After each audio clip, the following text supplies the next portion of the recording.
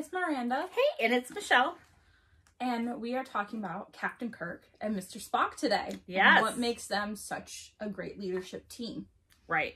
Mm-hmm. So, for those of you who don't know who they are, right? James Tiberius Kirk, first the captain of the Enterprise, right? A TV series started in 1966, ran for 3 seasons. And then, of course, there have been the movies and the spin-offs and all that. A reboot of the movies, right?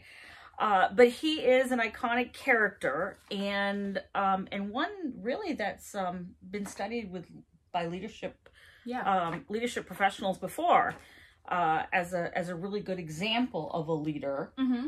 And really, he's part of a team, a leadership team, right? And that's him and Mr. Spock. And that's what makes them stand out so much, is that they're a team that works really well. They're strong individually, but as a team, they're almost unstoppable. That's right. So Captain Kirk, he's from Earth, right? Mm-hmm. And he joined Starfleet. And there's a whole backstory, which is a whole nother video about him and his backstory and joining Starfleet. But he did. And he worked his way up through the ranks. He went through the Starfleet Academy, mm-hmm. and then eventually got to become captain of the Enterprise. And then Mr. Spock. Commander Spock, right? Eventually is from the planet Vulcan, mm-hmm. where they have abandoned all emotion and they are just pure science and logic. Yeah, and he's kind of a pariah on Vulcan because his mother is human. So he's got his own dynamic of dealing with being half human, half Vulcan, and he's so logic-driven. But every once in a while, he gets thrown a curveball where he feels an emotion, or he's like what? And so, but he joined Starfleet as well, mm-hmm. and they met, and now they run the Enterprise. That's right.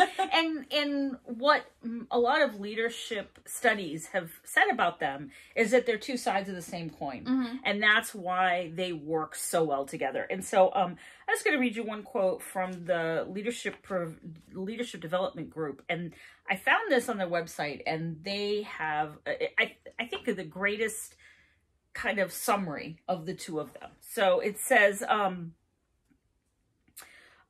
you don't have to be a Star Trek fan to understand how these pop culture icons show up in the workplace. Captain Kirk is the risk taker, the rule breaker, the impulsive person of action who thrills at the idea of going where no man has gone before, quote. Mm-hmm. Without him, the Enterprise might never accomplish so many interesting pioneering missions. Mr. Spock is the risk evaluator, the rule follower, the analytical person of caution who avoids emotion in favor of data, facts, and logic. Without him, the Enterprise might never return from its many pioneering mm-hmm. missions, right? These 2 types make an ideal team because they cover each other's blind spots. Yeah. Right? And if you've ever had a person in your workplace or I guess anywhere, it doesn't have to be in your workplace. So it could be in your family, it could mm-hmm. be in a church, whatever environment, that thinks differently than you do, that looks at things differently than you do, then you can understand their dynamic. Yeah. Right? And that's why they're such a good team, because not just that they are the opposites, they recognize that they're the opposites, and they recognize that they're covering each other's blind spots. And they listen to each other. When mm-hmm. one is like, when Mr. Spock is dealing with a situation with a lot of emotions, he kind of falls back and lets Kirk come forward. When Kirk is dealing with a situation that's very analytical, it's got a lot of science to it, it's got a lot of, you have to logically think through it, he falls back just a little bit and lets Spock kind of shine, right? Because mm-hmm. they both recognize that, yeah, that's not my strong part, but that's his, right? And they let they don't take over the limelight just to prove that they're the best. Yes. Mm-hmm. They are 2 sides of the same coin, right? 2 sides of the same coin. But you really have a good example of when that doesn't work, right? Yes. Because really, right? Everyone praises Kirk and Spock because of their teamwork, right? And their ability to work together. My favorite example is in the reboot, the movie from 2009, Star Trek, with Zachary Quinto and Chris Pine. And the premise of the movie is that there was a black hole that was created by a... I don't want to give too much away in case you're one of the few people that haven't watched it. But there's a black hole, and it's screwed up the time streams, right? So now you have these multiple universes and all of this. And so you're looking at it through the lens of Kirk and Spock, where they hate each other. They can't stand each other, but they're the same people. They have the same traits, the same personalities, the same characteristics, but they do not get along at all. And whereas Mr. Spock doesn't really say that he hates him, right? Because he won't admit that he has that emotion to hate Kirk. Kirk openly, he calls him names, he makes fun of him, he, like, everything under the sun. And for me, it's just really interesting watching it, because you spend so many years watching the series and the movies and all of that, seeing them get along and work really well together. And granted, they have their moments, right, where they clash. Yeah. But for the most part, they work really well together because they feed off of each other. And this shows in just you change one little thing of, like, the time stream's different, and they hate each other. But they're the same people.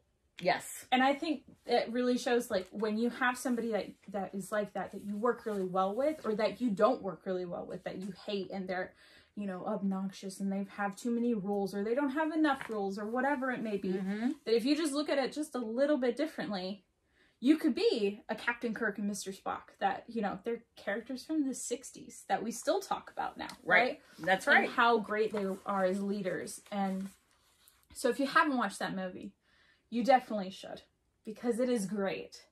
And there's one scene in particular in the movie that I think really highlights it, is Vulcan has just been destroyed by this Romulan mining ship that got lost in this time stream.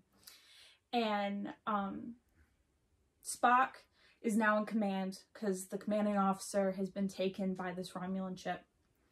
And Spock, I mean, is rightly upset, right? His home planet is just destroyed. He's just lost his mother, right? Because she dies in front of him. It's a horrible situation, but he won't admit that he's too close to it to be making a clear and unbiased decision. Right. And Kirk tries to call him out and is like, no, we shouldn't be doing this. This is what we should do. This is what we should do. And Spock just shuts him down, and he kicks him off the ship and sends him to, like, this ice planet to just basically die. And Kirk actually meets Spock from the other time stream, the one where they're best friends, where they work really well together, where they're each other's allies and everything. And it is both hilarious and really eye-opening, because he meets Spock, and it's this older Spock, like, at the end of his life, and he's like, Kirk, oh my gosh, like, we're best friends, like, right? And Kirk just goes, me and Spock, friends? What? Like, yeah. And it's so funny, but it is also just really eye-opening, because you see, they're the same people. It's still the same Kirk and Spock, but it's just a shift in mindset. Right. And when you apply that to, like, a household or friends or a workplace, or name the situation where you have somebody that you don't get along with, if you just shift your mindset and, you know, you look at the person and you're like, wow, they're so overbearing, I can't believe it, they're just a micromanager. And you think, well, no, they really are good with details. And, you know, what if we just shift that, right? And instead of having them look over my shoulder, I try and have them work on another project that has a lot of details, right? And it's just that shift in mindset. Or use them to your advantage, right? If you can recognize, I'm not a detailed person, but this person is, well, gee, maybe before you turn in that final draft of a report, you want to purposely hand it to that person and recognize it and say, I know I've probably missed something small here. Can you read it with that looking for those fine details for me? Because I know that is your strength, you know? And I think that's part of it, is recognizing that, right? And accessing it and not letting your ego get in the way of, oh gosh, you know, I did all this work and all this person's going to do is pick it apart, right? It's a shift in mindset. Yeah. Absolutely. Absolutely. So we encourage you to watch the 2009 movie. It's really great. It is. And I think Zachary Quinto does a really good job. He does. Really playing good Mr. job. Spock. And Chris Pine does a really good job of playing Kirk. And the other thing that I think is a really good moment in the show, or in the movie, that does a really good job of showing the differences in them. And again, the differences that if you just shift it a little bit, are bonuses, right? Is the Kobayashi Maru test. Yep. So we should explain what that is. So the Kobayashi Maru test is a test they give at Starfleet Academy, where it is a no-win situation. So you're pretending to be the captain of a Starfleet vessel, and you're in a situation where the ship's not going to survive. Yeah. And Spock designed the test. And in his eye, the test is meant to see how a captain is going to react in a no-win situation, right? How are you going to handle and come to terms with death and defeat and all of those things, right?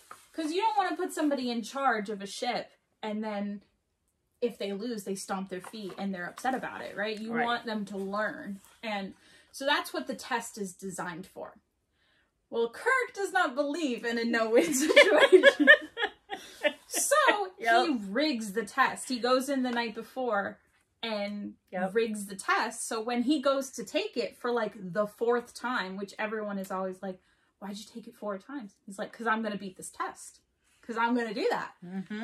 And he rigs it and he wins, right? And Spock hates it. And they get, like, he pulls Kirk in front of the board of professors and everything at the academy. And Kirk's like, there is no such thing as a no-win situation. There is always a way to come out on top. Is it the best possible way? Probably not. Is it the most realistic way? Maybe not, but there is always a way. And that's also another way that they balance each other out. Right. Is Kirk is always looking for that. There's always a win. That's always his mindset. Yep. And Spock is like, well, no, if the chances are 99% that we're going to die, well, then we're going to die. Right. Versus Kirk takes that 1% and says, no, that's what we're shooting for. And I love that scene. 1, because it's really funny to watch. 2, it's another display of that, like, it's the same personality. It's just different sides of it. Right? Because because even if you look at it sort of like the driven towards a goal, right? Spock is driven by his science, right? And he's going to follow things to the nth degree based on the scientific method, right? Kirk is the same way. He truly believes, right, that if there's a 1% chance, then that means there's a chance. And I'm going to follow it down that same rabbit hole, right? So they're still driven. They're just driven by different factors, right?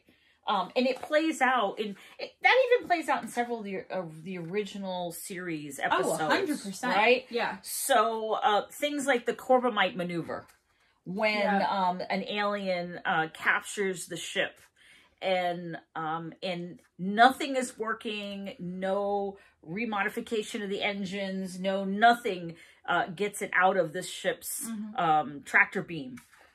So Kirk bluffs him. Kirk bluffs him, plays poker. You have to watch the episode, the Corbomite maneuver, to know what we're talking about. But he bluffs him, right? And Spock has no way out of this. Scientifically, there is no way out of this. But Kirk bluffs him with a fake element called Corbomite. So you have to watch the episode. It's a really good episode. But again, it's that they both are driven, but they just see things differently. And because they recognize that, they play into each other. Of like the Corbomite maneuver, where Spock is like, Corbomite? What is that? What the hell is that? There's nothing. Or at the end of the movie in 2009, right, where Kirk gets back on the Enterprise after meeting the older Spock, and he shifts his viewpoint, and they start working together.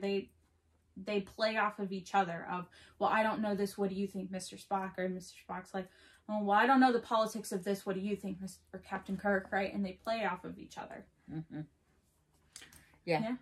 Definitely a very interesting leadership team. I'm sure this is not the only time that we'll talk about them on this channel, but definitely watch the 2009 movie. If you're not a Star Trek fan, I would definitely say start with the first season of the original series. Show. Yes. Yeah.